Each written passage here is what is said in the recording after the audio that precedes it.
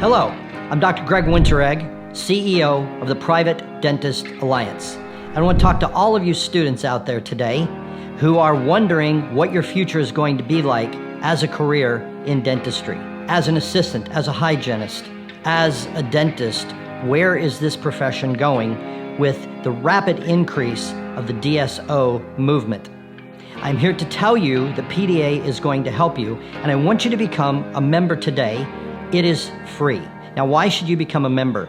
You're going to get weekly video updates from me, and you're going to get regular updates of our newsletters from the Alliance on exactly what is happening and how we are going to help preserve and protect the private practice of dentistry.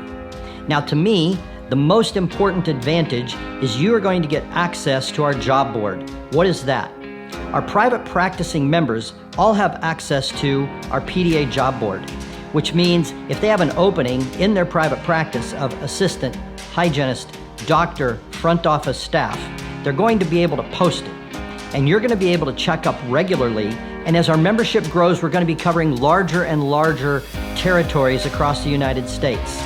If you are looking for a job in any position in the office of a private practice, you need to become a student member today. It is free. Go to www.privatedental.org and become a student member today. You're going to love your benefits. Do it now.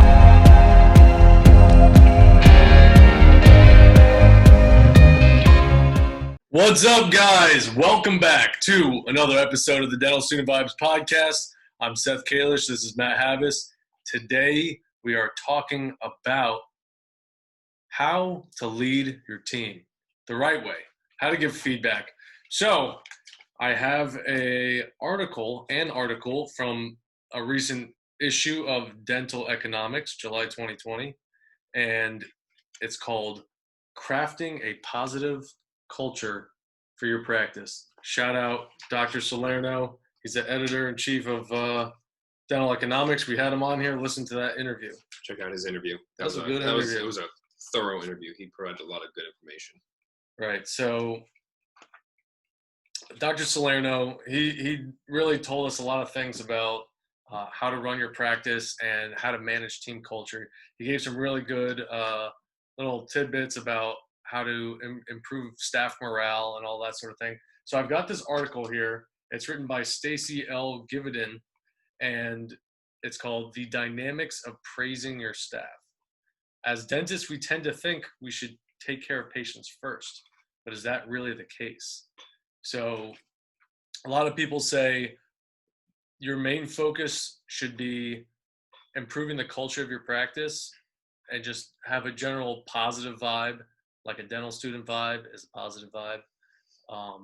And so that will translate directly. Your patients will see that, and they'll experience the same feelings of positivity, of welcomeness, of happiness, and just the general positive culture in the practice, right? So I mean, and this goes for literally any team. This isn't just about a dental practice. Could be a sports team, could be a leadership team. I know a lot of the dental students, pre-dental students, are all in leadership positions, right? In clubs, organizations. All the dentists are too. There's a lot of people that have just joined AGD since everybody just graduated from school. So this is just the case in any sort of team, right? So let's go through this real quick. So the first thing that they talk about here is how to give feedback. So number one, Stacey says, feedback should be direct and cut and dry. So obviously you want to be direct and be precise with your staff, your team members, and don't give like a wishy-washy answer. You don't want to confuse anyone. That's the big thing. Like if you could be so direct to where they have a clear and concise, directive of what they need to do, they're not going to get confused of should I do it this way? Should I do it that way? Then that leads to less questions to the dentist, ultimately where we want to be. And we could be more productive by not having to help them get their job done. And then they'll have their clear directive of where they need to go and they have their direction. So Matt, what's a example of somebody either giving you or you giving a non-cut and dry feedback? Oh, easy. In clinic, we have to work on Axiom, and it's a pretty difficult computer system to navigate and everything. And like just software, it wasn't really built for like usability. So I try to, I think it was, I was booking a patient for like another visit, but we didn't complete every code. So we had to mark the codes as, in progress and then plan it for a later appointment rather than just completing it. And I know how to do this. So then they gave me the direction of this is what you have to do, but they didn't tell me how to do it. And that was my question. And then I'm just sitting at my computer, like trying to figure it out. I'm Googling it and everything, and it's not working. And I have the patient in the chair. So it took about 25 minutes just to do something where if they gave me the clear directive of what I asked them, we could have had the patient out in 2 minutes, between like doing it, swiping it, and then dismissing the patient. Instead, it was like 25 minutes. The patient's getting frustrated. I'm frustrated because the hardest part about dentistry is the computer system. And then the preceptor's frustrated because then they had to come in and then do the whole thing over again with me, rather than if they just answered the question that I asked rather than what they thought I should do or thought I should know, the process could have been easier. Right. I mean, honestly, that's got to be one of the most difficult things that we experience in dental school is just dealing with the software. Oh, definitely. It's harder. It takes more time than the actual clinical procedures. Definitely. So another factor here is one-on-one is best. That's what she wrote as well when giving feedback. So I love the phrase praise in public and then discipline in private. Right. So when you're giving feedback, obviously there's going to be good and bad. Mm-hmm. So I think it's always good to like put people in a positive light in public, in front of others. Definitely. And then there's no reason to embarrass anybody. Mm-hmm. And it's not really, I don't know. Is there an instance where it would be beneficial to reprimand, not even reprimand, just like tell somebody how to do something better in front of a large group of people? I don't really think so. I think it depends on the personality of the person. If the person's really thick-skinned and isn't going to get insulted by it. But how would you really know? I don't know if you can really maybe know that's sometimes. Just taking time to learn your team and everything and seeing their character traits or their personal qualities and stuff and like how they are. Like if they don't react to much in life and like I wouldn't say that they're cold, but they're very like callous to things where they're not going to get like sensitive towards something.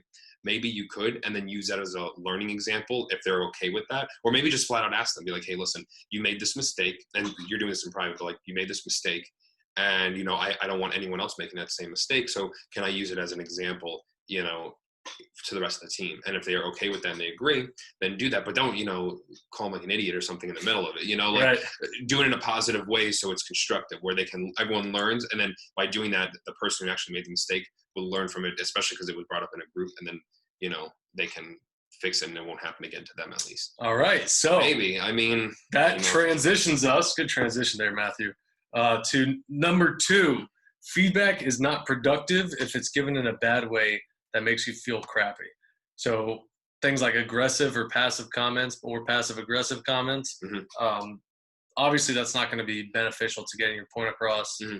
and it's just going to piss the person off, Yeah, definitely. So it's not going to really help anything. But what would you say? Obviously you got to kind of remove your emotion.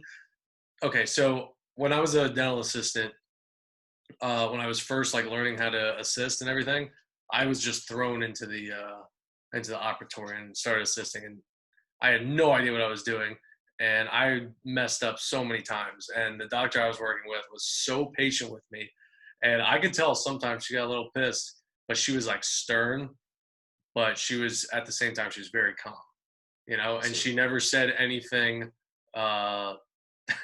passive or aggressive or anything. And like, mm-hmm. A couple times, like I slipped and it caused like a little bit of bleeding or something like that with the suction, mm-hmm. or something, So, but at least she was like constructive about it, like made you feel right, at ease during the procedure, right, so that you're less stressed, and then you're going to do better work right. because of that. And that again, that brings up another great point.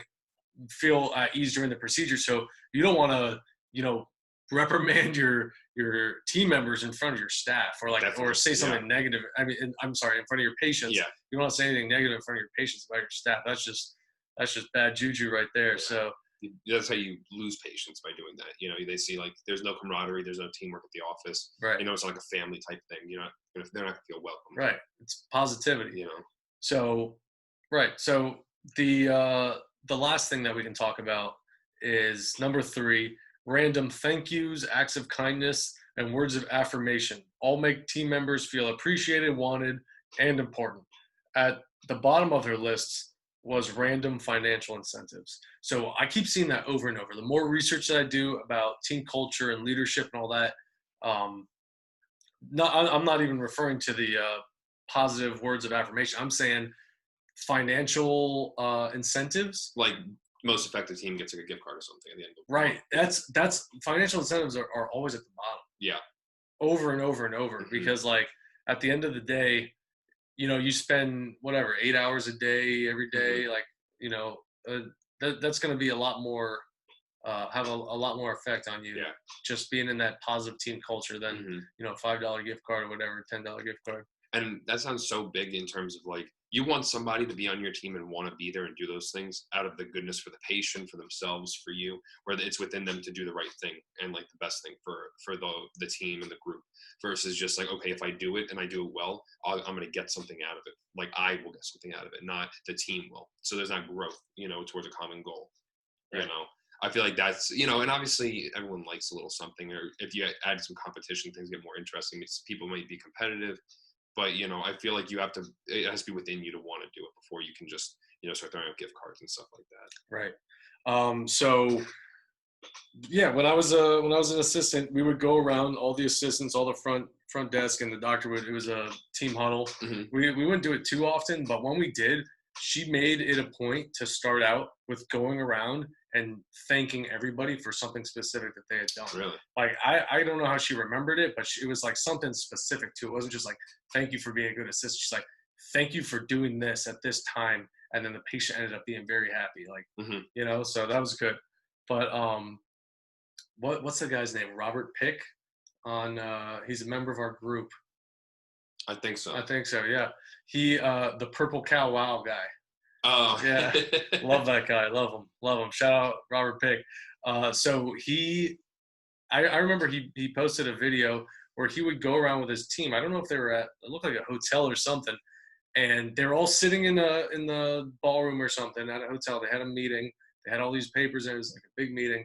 And they would go around, and everybody would say like, "Thank you," and who their favorite team member was of the month. Like met. That was like structured into their. Everybody would say some other person, and it was structured into their team meetings. So that's potentially a positive thing to implement in our practices in the future. Yeah, that's very nice. Another thing is to really help build camaraderie between the team and promote good team culture was I picked this up from my dentist he's my dentist as a kid, and he still is till this day, because you're a patient for life if you're his pedo patient. Anyway, so he every year would fly his team out to some sort of CE course, and they would take the whole thing together, and after they would attend like the 2-day course, and then they would have 2 to 3 days of play afterwards in whatever city they were in. Sightsee, do whatever, and that was the team building and the camaraderie that they would have afterwards. And it's like he said we worked together and then we played together, and that was his big thing. And he said that he has a great team culture in his office. You can really feel it and everything, especially because it's pedo, so you really have to have the patience to deal with those patients and work through it all together, make it quick and efficient. And his office is run like a well-oiled machine, and he has great employee attention. The patience for the patients. There you go. You got to have the patience for the patients. Right. I think that's gonna be the name of this episode. So what were the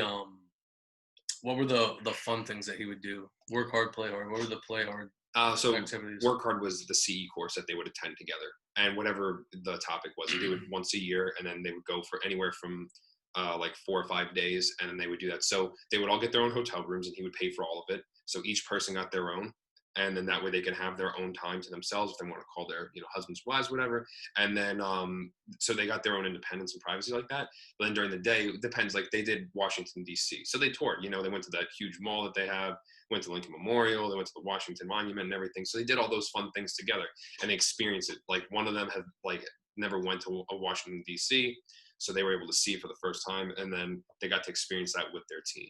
So it was pretty impactful to do that sort of stuff. Granted, I don't have a dental office, so I can't say that it works for my office, but I will definitely try that in my office someday. Absolutely. So shout out to Stacey L. Gividen, The Dynamics of Praising Your Staff. There's a great article, and I'll end it with a quote from her. Like it or not, we are leaders. We absolutely must invest in the interactions we have with our staff. So great article. Check it out. As always, guys, thank you for listening.